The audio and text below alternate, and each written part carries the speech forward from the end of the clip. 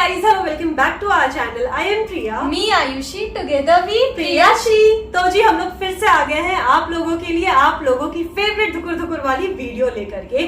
Video किस बारे में होने वाली है ये तो टाइटल एंड थंबनेल देख करके आप लोगों को पता चल ही गया होगा। जी हाँ, हॉन्टेड स्कूल। हॉन्टेड स्कूल एक ऐसा टॉपिक है ना जो कि कभी भी पुराना नहीं होने वाला। हमारे खुद के इसी चैनल पर हमने 10 से 12 हॉन्टेड स्कूल के बारे में स्टोरीज बना करके रखी हुई है, लेकिन वी बेट आज के जो हॉन्टेड स्कूल की कहानी है ना, इसके जैसी डरावनी कहानी हमने अभी तक अपने चैनल पर कभी नहीं बनाई है। उन 10-12 हॉन्टेड स्कूल की कहानियों को एक साइड रख दो, आज की इस कहानी को अलग साइड रख दो। अगर आज की कहानी सुन करके आप लोगों का कलेजा धुकुर धुकुर नहीं हुआ ना, तब हमसे कहना।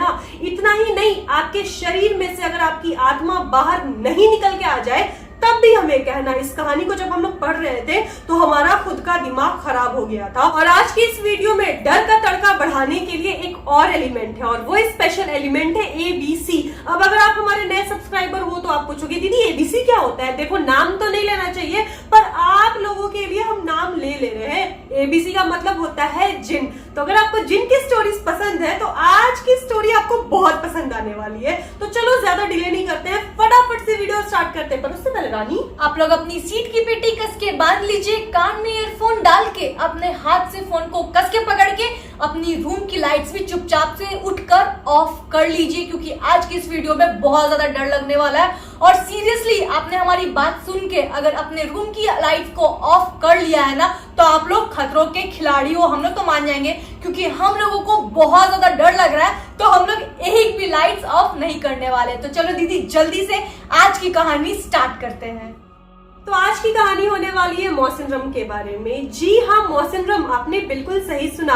ये इंडिया का एक ऐसा प्लेस है जहाँ पर सबसे ज्यादा बारिश होती है। अगर आप रोमांटिक हो और आप लोगों को बारिश बहुत ज्यादा पसंद है ना, तो आपके लिए मौसिनराम से बढ़िया प्लेस तो हो ही नहीं सकता। मस्त चाय की प्याली ले लो, गरम गरम पकौड़े बना लो, अपने पार्टनर के साथ खिड़की से नजारे देखते हुए रोमांटिक होते हुए वेदर को एंजॉय करो। लेकिन इतना ही नहीं, मौसिनराम का एक दूसरा डार्क साइड भी है, जिसके बारे में आज हम लोग इस वीडियो में आप लोगों से बात करने वाले हैं। एंड आज की ये कहानी हमारे साथ शेयर की है हमारी ही एक सब्सक्राइबर ने।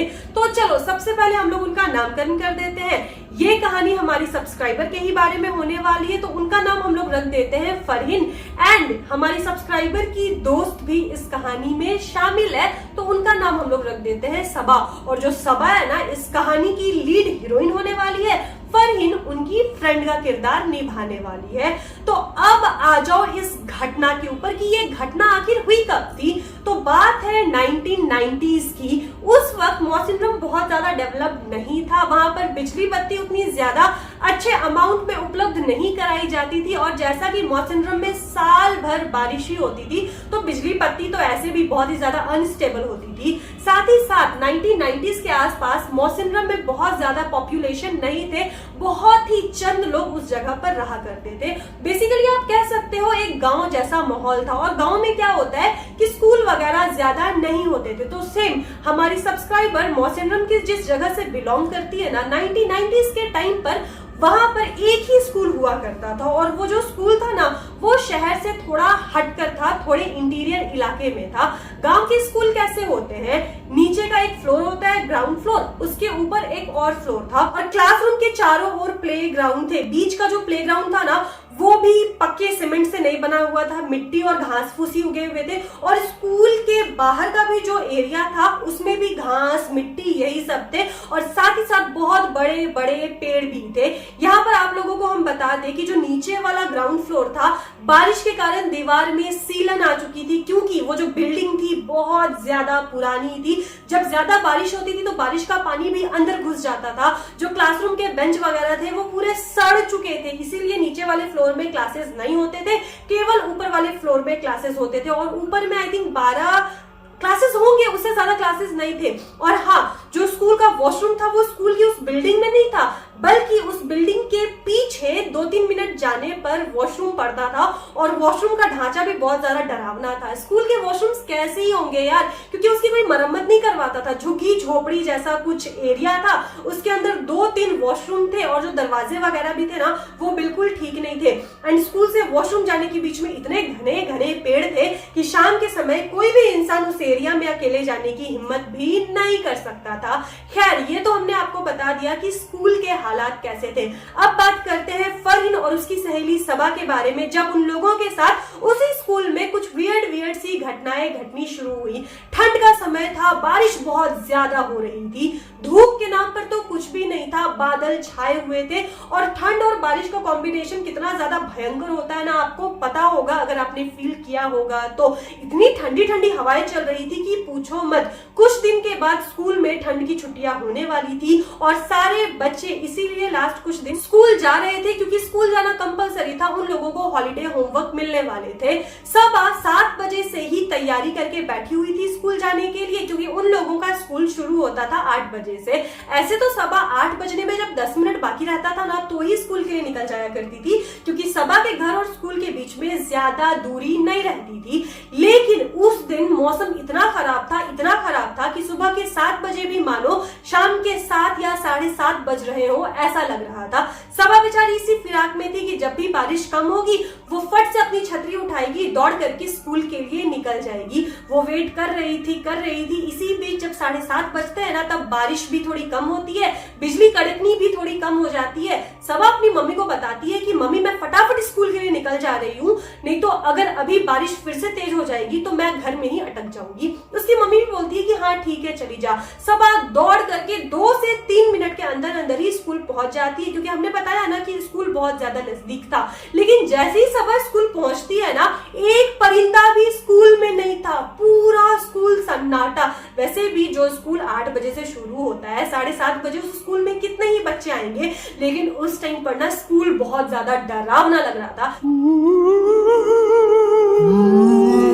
क्योंकि 1990 के टाइम पर उस वक्त उस गांव में बिजली बत्ती नहीं हुआ करती थी। जैसे ही सब अपने क्लासरूम में पहुंचती है, पूरे क्लासरूम में अंधेरा, मानो रात हो। ऊपर से सारे क्लासरूम की खिड़की और दरवाजे खुले हुए थे, पता नहीं इतने सवेरे सवेरे किसने खोल करके रख दिए। ठंडी ठंडी हवाओं के कारण जितने भी दरवाजे और खिड़कियों के फाटक थे ना आपस में ऐसे से टकरा रहे थे, आवाज कर रहे थे और सबा को काफी ज्यादा डर लग रहा था। बेचारी सबा की हिम्मत नहीं हो रही थी कि वो क्लासरूम के अंदर जाकर के बैठ जाए।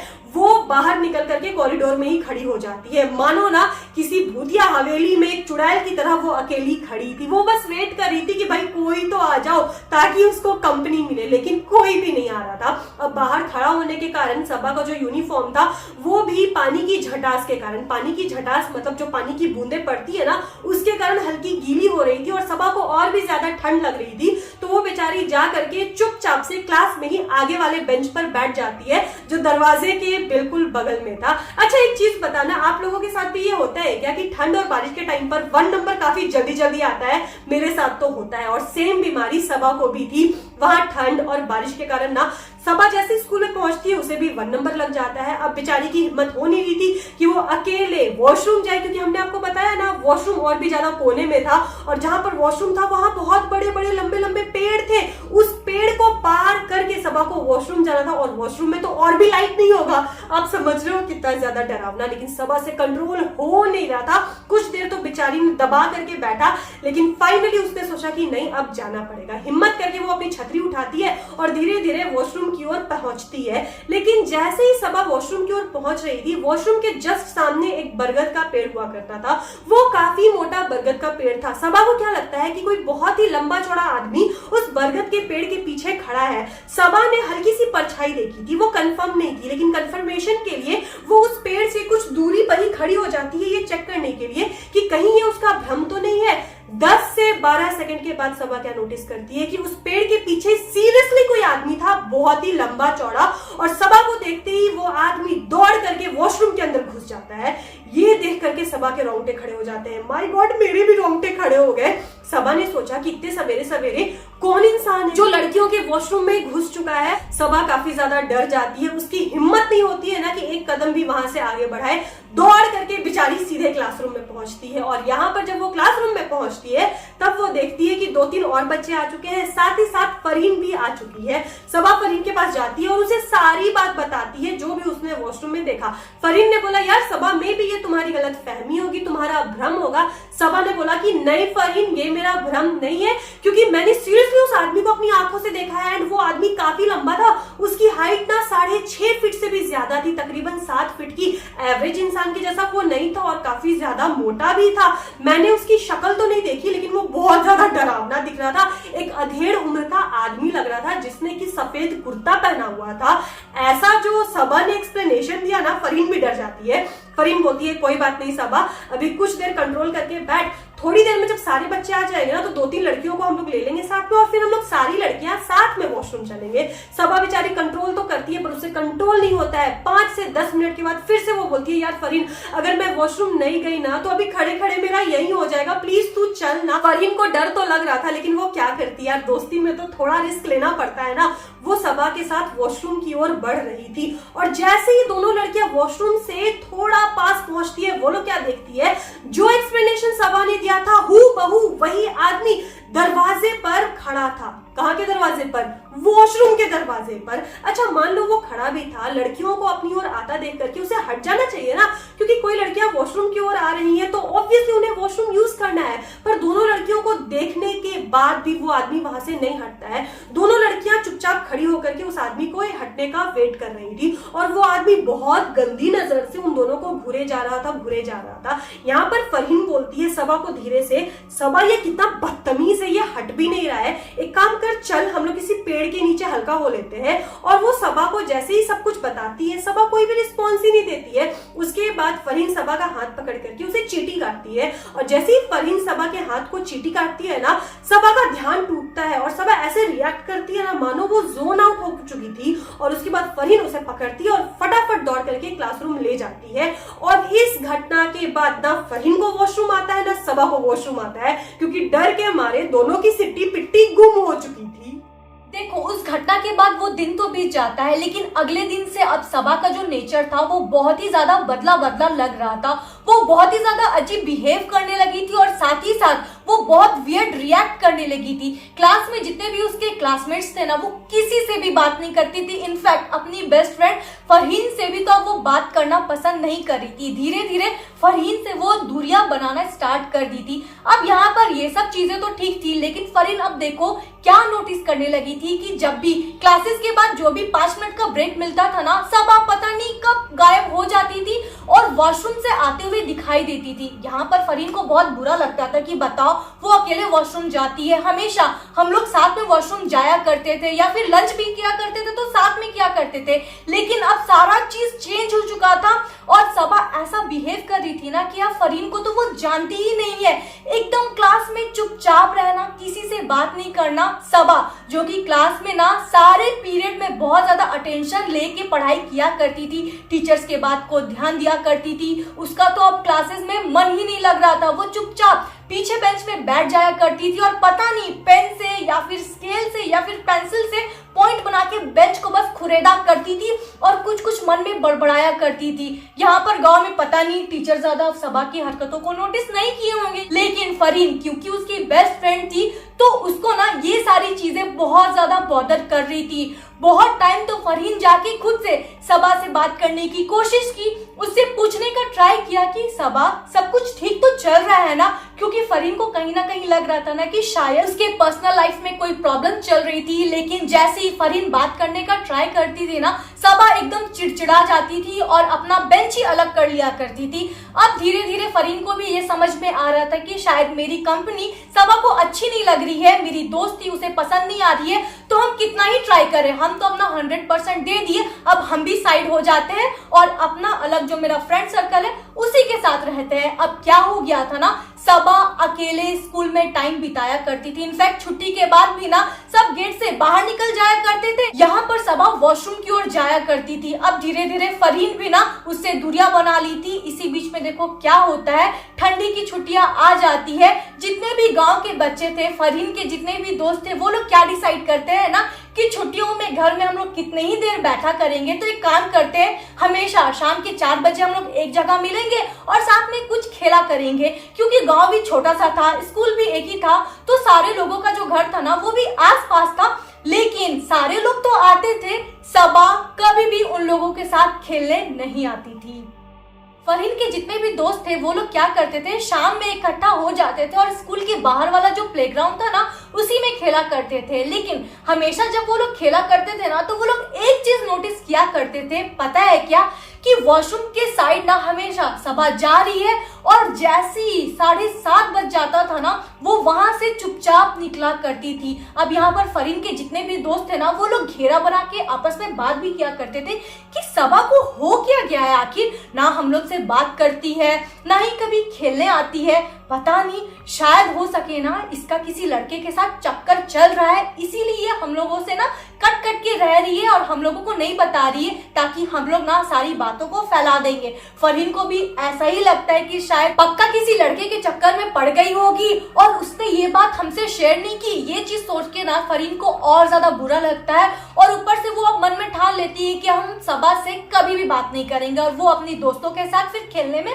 लग जाती है। ऐसे ही दिन बीता जा रहा था, 10 से 15 दिन बीत गए थे। इसी बीच में देखो क्या न्यूज आता है ना कि सबा गांव से लापता हो गई है। यहाँ पर सबा के मम्मी पापा गांव का चप्पा चप्पा छान लेते हैं, हर किसी से पूछ लेते हैं, लेकिन किसी को भी सबा के बारे में कोई भी जानकारी नहीं थी। इनफैक्ट फरहीन के जितने भी दोस्त थे, स्कूल में जितने लोग पढ़ रहे थे, सब लोगों से बारी बारी से पूछा जाता है कि किसी ने सबा को देखा है, किसी को भी सबा के बारे में कुछ भी पता है तो हम लोगों को बताओ। पर यहाँ पर देखो जो भी अजम्पशन बना था, सबा की हरकतें देख के उसके दोस्तों ने जो भी अनुमान लगाया था वो लोग क्या गांव में फैला देते हैं बात कि सबा का ना किसी लड़के के साथ चक्कर चल रहा था। वो शाम को हमेशा स्कूल के पीछे किसी के साथ मिला करती थी, तो हो ना हो वो उसी लड़के के साथ ना भाग गई होगी। और ऐसा करके ना अब उसके मम्मी पापा को भी बहुत ज्यादा बुरा लगता है और वो लोग सबा की जो भी खोज कर रहे थे, छानबीन कर रहे थे, वो भी खोजना बंद कर देते हैं। लेकिन अब समय बीत चुका था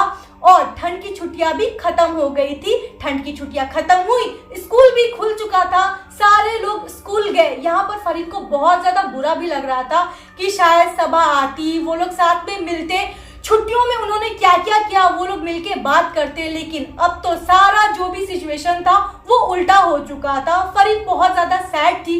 लेकिन स्कूल पहुंचते ही फरहीन क्या देखती है कि स्कूल में बहुत ज्यादा भीड़ लगा हुआ है और वो जैसी भीड़ को काट के अंदर घुसती है ना, वो क्या देखती है कि नीचे ग्राउंड के बीचों बीच सबा की लाश पड़ी हुई है।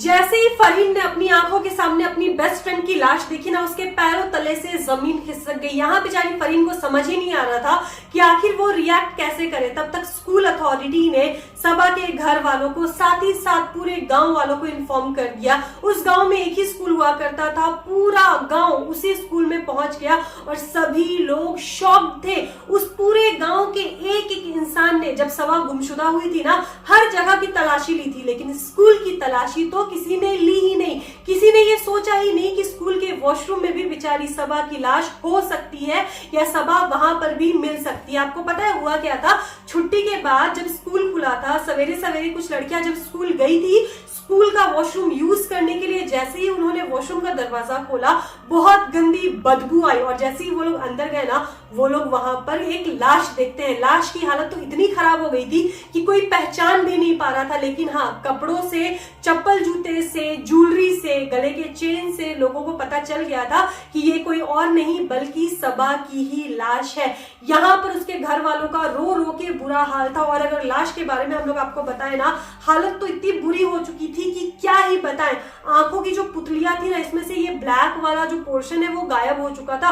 पूरी आंखें व्हाइट व्हाइट दिख रही थी, आंख ऐसे फटी हुई थी। साथ ही साथ बॉडी बहुत ज्यादा सड़ चुकी थी, लेकिन वो जो नस बोलते हैं ना, वो पूरा ब्लैक हो चुका था। बॉडी बॉडी वाइट हो चुकी थी और एक्सटर्नल कोई भी घाव के निशान नहीं लग रहे थे। अब सबा की मौत कैसी हुई, ये राज तो सबा के साथ ही चली गई। इस राज का आंसर देने के लिए कोई भी नहीं था, लेकिन फिर भी सबका काम है असम्पशन लगाना। कुछ भी होता है तो चार तरीके के लोग चार तरीके के बातें बताते ही है। तो सबने क्या सोचा कि मे भी सबा का किसी लड़के के साथ चक्कर होगा, लड़के ने सबा को मार लिया या लड़के ने सबा को छोड़ दिया होगा, तो उसके गम में सबा ने खुदकुशी कर ली, ब्ला ब्ला ब्ला ब्ला। जो भी क्रियाक्रम वगैरह होते हैं उसकी लाश के साथ वो किया जाता है। और इस सदमे को भुला पाना फरीन के लिए, सबा के घर वालों के लिए बहुत ही ज्यादा टफ था।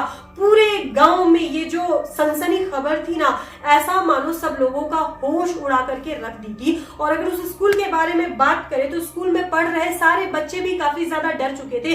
स्कूल के वॉशरूम में तो दिन दहाड़े भी अब लोगों की हिम्मत नहीं होती थी कि कोई वहां पर जाए, क्योंकि सबको ऐसा लगता था ना स्कूल वॉशरूम में बच्चों के अलावा कोई एनर्जी है, और वो एनर्जी एक नहीं है, काफी सारी एनर्जी है, जिसके कारण लोग डर जाते थे। ऐसा लगता था ना स्कूल में अगर कोई वॉशरूम गया, अगला बंदा एक वॉशरूम में बैठा है और मानो वॉशरूम खाली है, उसके अलावा वॉशरूम में कोई नहीं है, तो ऐसा लगता था कि दूसरे वॉशरूम में कोई पानी डाल रहा है या फिर किसी ने छिटकनी लगाई। मां कसम मेरे ना रोंगटे खड़े हो जा रहे हैं। और इन सब हरकतों के कारण या इन सब एक्सपीरियंस के कारण स्कूल वॉशरूम को सभी लोगों ने एकदम से त्याग दिया था। वॉशरूम के आसपास भी लोग फटकते नहीं थे, क्योंकि एक तो हॉरिबल एक्सपीरियंसेस होते थे, साथ ही साथ सबा की मौत हुई थी। तो सबको क्या लगा था कि सबा की मौत के बाद सबा की आत्मा उसी स्कूल में रह रही हो, मतलब स्कूल के वॉशरूम में रह रही है। अब यहाँ पर क्लासरूम के बारे में बात किया जाए तो आप लोगों को एक चीज बताते हैं। सबा का जो क्लास था, जिसमें फरीन भी उसकी क्लासमेट हुआ करती थी, जब भी क्लासेस चलते थे तो क्लास में सारे बच्चों ने इंक्लूडिंग टीचर्स ने एक्सपीरियंस किया है ना कि पढ़ने के वक्त या पढ़ाने के वक्त वो लोग सबा को देख रहे हैं। मतलब जब टीचर पढ़ाते थे तो उन्हें ऐसा फील होता था कि पीछे बेंच में सबा बैठी हुई है और वैसे ही कॉपी में पेन से घसी जा रही है। कितने बच्चों ने तो ये नोटिस किया है कि वो बैठ के पढ़ रहे हैं और अचानक से लगता था कि सबा उनके बगल में बैठी हुई है। और इन सब चीजों के कारण अब तो बच्चों ने स्कूल आना भी बहुत कम कर दिया था। साथ ही साथ जब शाम हो जाता था, स्कूल के बाहर वाले प्लेग्राउंड में बच्चे तो खेला ही करते थे ना, लेकिन उसी शाम के दौरान बहुत सारे गांव वालों ने ये फील किया है कि स्कूल में से, साथ ही साथ स्कूल के वॉशरूम में से किसी के चीखने चिल्लाने की आवाज आ रही है। ऐसा लगता था कोई जोर जोर से चिल्ला रहा है। और स्कूल का जो ब्लैक बोर्ड होता था ना क्लासरूम के अंदर, उसमें कोई चौक घस रहा है और चौक के जो घसने की आवाज होती थी ना, वो बाहर तक आती थी, क्योंकि स्कूल बहुत ज्यादा बड़ा नहीं था। इतना ही नहीं, जब क्लासेस भी चलते थे ना, तो मान लो एक क्लासरूम में क्लासेस हो रहे हैं, दूसरा क्लासरूम खाली है, तो लगता था कि कोई दूसरे क्लासरूम में है जो कि बेंच को उठा के पटक रहा है, डस्टर पटक रहा है, चौक से ब्लैक बोर्ड घसीट रहा है। और जैसा कि कहानी के स्टार्टिंग में हमने आपको बताया कि जो ग्राउंड फ्लोर था वो हमेशा खाली रहता था, तो जब भी बच्चे ऊपर पढ़ा करते थे ऐसा लगता था नीचे बहुत सारे कोई लोग दौड़ रहे हैं। और जब नीचे जाके चेक किया जाता था तो कोई भी नहीं रहता था। मतलब ये सब चीजें ना यार बिल्कुल नॉर्मल नहीं है। हम लोग तो कहानी बोल दे रहे हैं, आप लोग सुन ले रहे हो, लेकिन जिनके साथ ये सब घटनाएं घटती होंगी ना, उनसे पूछना कैसा लगता था। धीरे धीरे करके अब क्या हुआ ना कि स्कूल बैन हो गया, लोगों ने उसको बैन कर दिया। अब लोग उस स्कूल में तो जाते ही नहीं थे। एंड हाँ, स्कूल के अंदर से जो भी आवाजें आती थी वो फ्रीक्वेंटली आते ही रहती थी। बहुत सारा पूजा पाठ किया गया, स्कूल को बांधा गया, लेकिन कोई भी चीजें असर नहीं हुई। अब जंप करो 7 से 8 सालों के बाद, और अभी से जो कहानी हम लोग आपको बताएंगे ये सबा की मौत से 7 सालों के बाद की कहानी है। इन 7 से 8 सालों में स्कूल की हालत बहुत ज्यादा खराब हो चुकी थी। बद से बदतर स्कूल पूरी तरह से खंडहर बन चुका था। ऐसा लग रहा था ना कि स्कूल का जो भी बिल्डिंग है वो अब गिरेगा तब गिरेगा।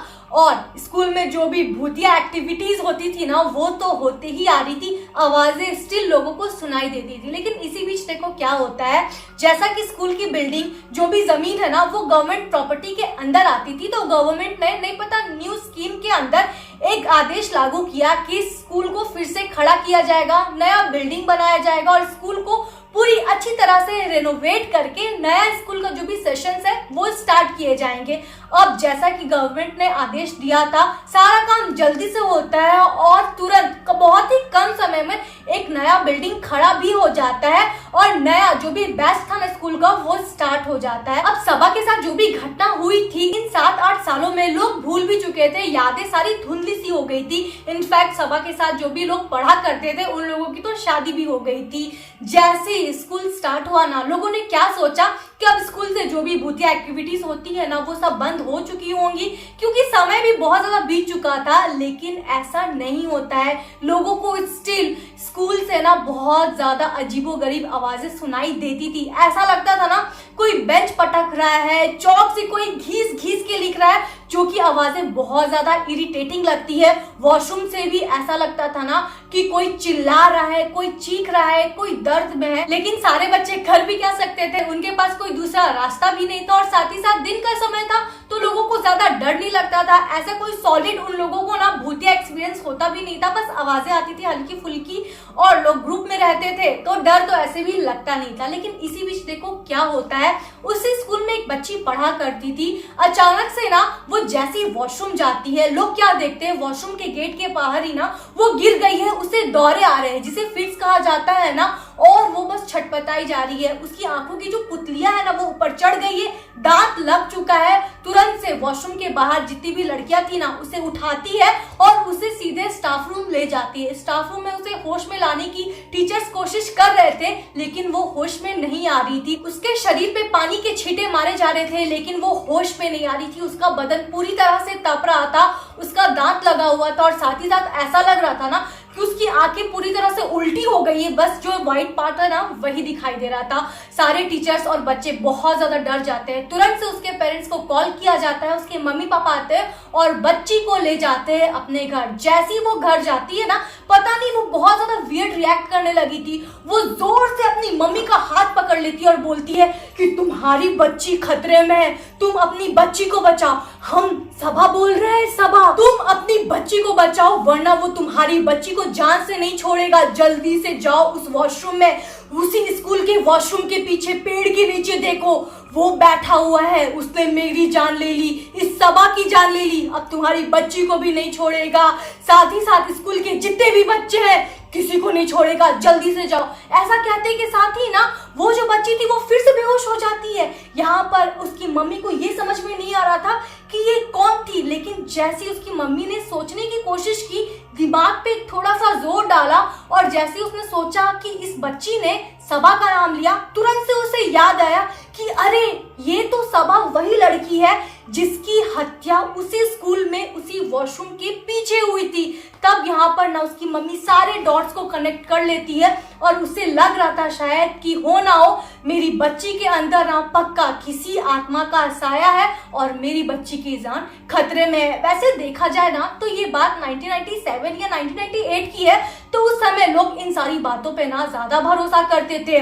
बिना देरी किए उस बच्ची की माँ ना बच्ची को लेकर तांत्रिक बाबा के पास चल जाती है। अब वहां पर देखो तांत्रिक बाबा के पास ना बेचारी वो बच्ची बेसुध पड़ी थी, लेकिन जैसे ही तांत्रिक बाबा उस बच्ची की बॉडी को देखते हैं ना वो देखते ही समझ जाते हैं कि ये पूरी तरह से किसी आत्मा ने इसके शरीर को कैद कर लिया है, वो पोजेस्ड है। लेकिन कुछ मंत्र पढ़ते ही ना वो बच्ची चुपचाप से ऐसे बैठ के उठ जाती है। अब यहाँ पर ना तांत्रिक बाबा सीधे पूछते हैं कि मुझे पता है कि तू सबा है, तू हमसे कुछ कहना चाहती है, मुझे ये भी पता है कि तू इस बच्ची को कोई भी नुकसान नहीं पहुंचाना चाहती, तेरे इरादे भी बहुत अच्छे, तू साफ साफ बता कि तू आखिर हमसे क्या चाहती है, हम तेरी पूरी मदद करेंगे। यार रानी तुम सही समय पर रुक गई, अदरवाइज तुम कुछ देर और फॉर्म में रहती ना मेरी रूह मेरे शरीर को छोड़ करके जाने ही वाली थी।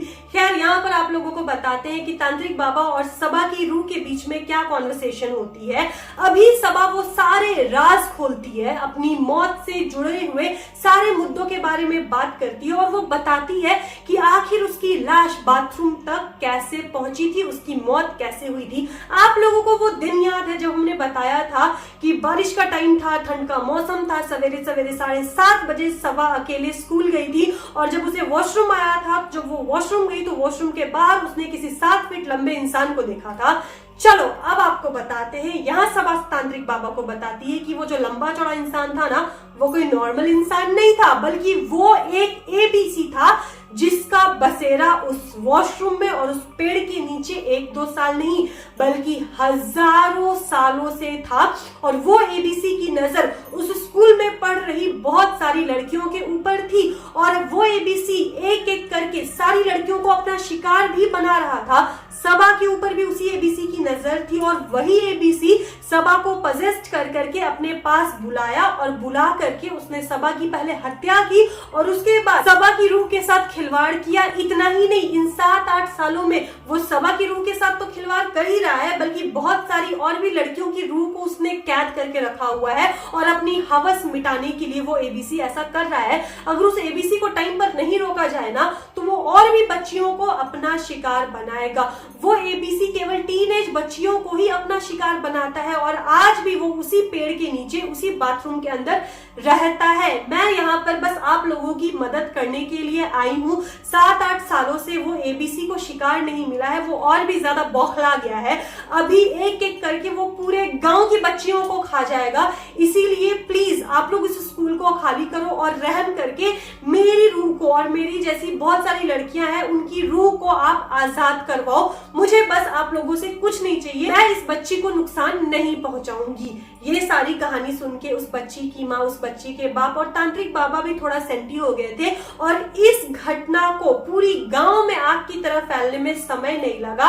तांत्रिक बाबा स्कूल में जाते हैं, उस बच्ची के माँ बाप स्कूल में जाते हैं, सारी घटना बताते हैं। पूरा गांव सबा के इंसिडेंट से वाकिफ था तो स्कूल अथॉरिटी ने भी मना नहीं किया और उन्होंने भी तांत्रिक बाबा को उनके रिचुअल्स को परफॉर्म करने के लिए परमिशन दे दी और उसके बाद 5 से 6 दिनों के लिए स्कूल को बंद कर दिया गया। वो तांत्रिक बाबा कंटिन्यूअसली 24 घंटे रह करके, मतलब 7 दिन पूरे टाइम उसी स्कूल के वॉशरूम और पेड़ के नीचे रह करके वहां पर रिचुअल परफॉर्म करते हैं अपने चेले चपाटी के साथ। और उसके बाद उन्होंने जिन को कब्जे में भी कर लिया। हालांकि जिन को कब्जे में करने के बाद तांत्रिक बाबा वहां से चले गए, लेकिन स्कूल में इतना ज्यादा खौफ था ना कि बच्चे आज भी स्कूल वॉशरूम को यूज नहीं करते थे। स्कूल यूज करते थे लोग और स्कूल के अंदर ही कैंपस के एक वॉशरूम बनाया गया, नया वॉशरूम जिसको बच्चे यूज किया करते थे। और अभी हमने आपको एक और चीज क्लियर करनी है। हमने आपको बताया था ना कि स्कूल का जो नीचे वाला ग्राउंड फ्लोर था वहां पर से सबको फील होता था कि बहुत सारे लोग दौड़ रहे हैं। वहां पर बहुत सारी बच्चियों की जो रूह थी ना, जिसे एबीसी ने कैद किया था, सबकी रूह दौड़ा करती थी और जो चिल्लाने की आवाज आती थी ना, उन्हीं बच्चियों की रूह चिल्लाती थी जब भी एबीसी उन लोगों को यूज करता था। मतलब माय गॉड यार, दुनिया में क्या क्या होता है। अगर देखा जाए ना तो हम लोग तो बहुत ही ज्यादा सेफ है ना, और भगवान ना करे कि किसी भी बच्ची को ये सब चीज फील करनी पड़े। यार सही में अगर ऐसा किसी के साथ भी हो ना स्कूल में तो हमारी तो हालत खराब हो जाएगी। लेकिन देखा जाए तो स्कूल को तो चलाना पड़ेगा, स्कूल तो वैसे ही चल रहा है। वॉशरूम ना पूरी तरह से खंडर हो चुका था क्योंकि किसी की हिम्मत नहीं हो रही थी वॉशरूम जाने की। लेकिन पता है दीदी, वॉशरूम के बगल में जो पेड़ था ना वो बरगद का, वो आज भी वैसे ही हरा भरा है। इनफैक्ट उसके ऊपर जो भी लटे हैं, उसकी जो जड़ें हैं वो एकदम हरी भरी है। ऐसा लगता ही नहीं है कि वो पेड़ कभी बूढ़ा होगा। और वहां पर ऐसा आज भी फील होता है कि कोई एनर्जी है जो कि वहां रह रही है। लोग आज भी 2023 में भी स्कूल से आगे उस वॉशरूम की ओर जाने के लिए हिम्मत भी नहीं रखते हैं। हो सकता है रानी बहुत सारी जो बच्चियों की रूह होगी, एबीसी की ताकत होगी, उस ताकत के कारण वो पेड़ हरा भरा होगा। जो भी रीजन हो, हम लोगों को क्या लेना देना, कहानी है यार, एंजॉय करो। तो दोस्तों यही थी आज की कहानी। आप लोग बताना आपको कैसी लगी। एंडिंग में सब कुछ ठीक था, जितने बच्चियों की रूह थी सबको आजाद कर दिया गया। और कहानी पसंद आए तो रानी इस वीडियो को लाइक किए बिना मत जाना। और अगर आप हमारे चैनल पे नए हो और हमारा ये प्यारा प्यारा फेस पहली बार देख रहे हो तो सब्सक्राइब कर देना, ठीक है? नहीं तो वही एबीसी की रूह आपके पीछे छोड़ देंगे। ऐसा नहीं बोलो, मजाक कर रहे हैं दोस्तों। तो चलो मिलते हैं नेक्स्ट वीडियो के साथ, तब तक के लिए बाय।